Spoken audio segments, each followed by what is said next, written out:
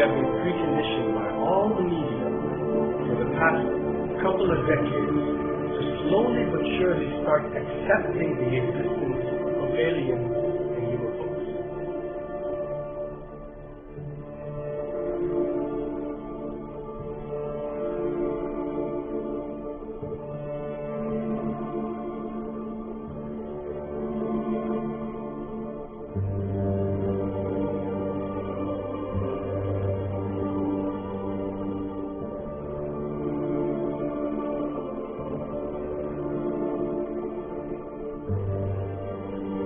I can tell you right now that 99% of every UFO sighting that has ever taken place has actually not been an unidentified flying object, because this has always been military technology.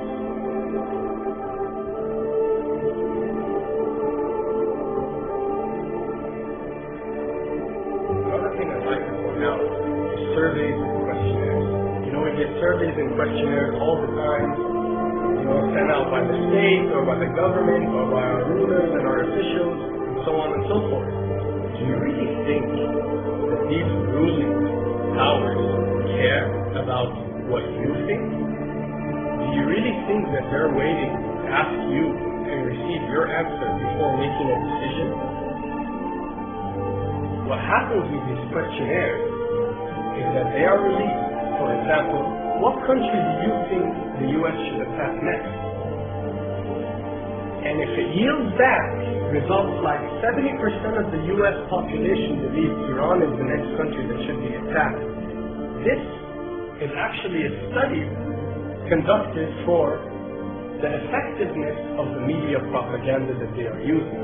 So when they get such results, they look at it and they be like, all right, amazing. Our media propaganda is working. We are purposely trying to manipulate people to think that Iran should be the next one, and check out the survey results. We're doing a great job in propaganda. That's what it's all about.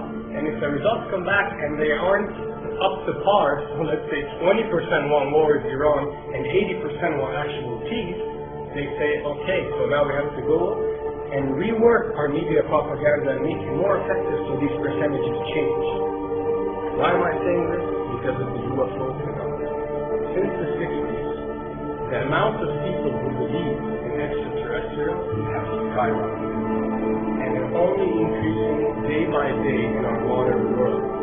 This only confirms the success and the plans that are taking place to first manipulate you to believe in UFOs, and second to conduct a UFO attack that is going to force the whole world to unite to fight off this enemy and accept the new world order. A former Canadian government official is warning we may be on the verge of intergalactic war, saying, quote, the Bush administration has finally agreed to let the military build a forward base on the moon, which will put them in a better position to keep track of the comings and goings of visitors from space, and to shoot at them if they so decide.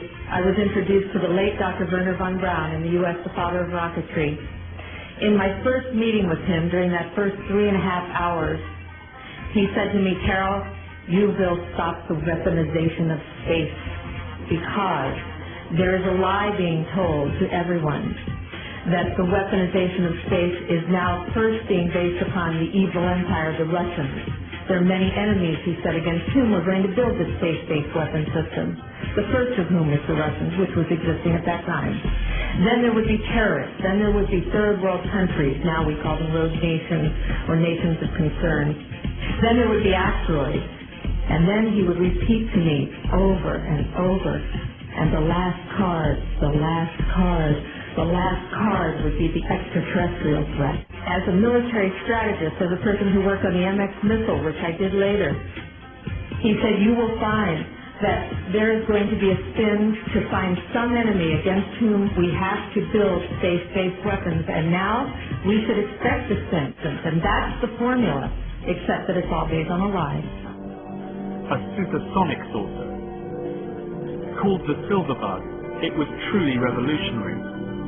The plans show in detail a multi-jet engine craft that boasted amazing maneuverability and speed. it's an intriguing thought that this concept may tie in with the work of the German scientists who brought source of technology to the US at the close of the Second World War. What was needed were certain cover stories. What do you do when people are spotting aircraft and then telling reporters that they've seen something very unusual flying out of an airbase in Nevada? And frankly, this was the origin of a lot of the sightings that took place in the mid-50s, 1954, 55, and 56, of unidentified flying objects, the UFOs. So the CIA was involved in encouraging people to believe that, yes, they saw UFOs. And the CIA and the military tried to be very helpful to reporters to get these stories out, to divert the attention of the country, particularly the people in this region, about what they had actually seen. Mexican Air Force pilots capturing on videotape what are said to be 11, count them, 11 UFOs. The Mexican Air Force has released a video that some of you are going to find difficult to believe. A journalist says it shows images of UFOs tracking a Mexican military plane. So what's the truth about UFOs? The story of successive attempts to develop radically new forms of flight, conducted under the strictest secrecy, is inextricably bound up with our relationship with UFOs over the last 60 years.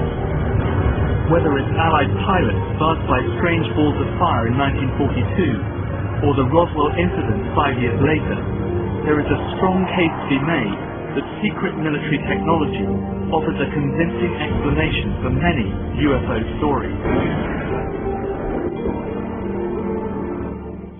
Anytime the government has secrets that they can keep from us, they can manipulate us by those secrets. In essence, they still remain 25 years at least ahead of us in technology, information, and knowledge, and secrets, and they are using them against us. I heard over the years many times over that the plan to usher in the New World Order would be to make all the people in this country and around the world feel totally helpless to prevent the New World Order from occurring, this world dominance plan, by saying that we had been invaded by aliens, so that we would say, oh please UN, come in and help us all. So bear in mind that there is a plan, orchestration,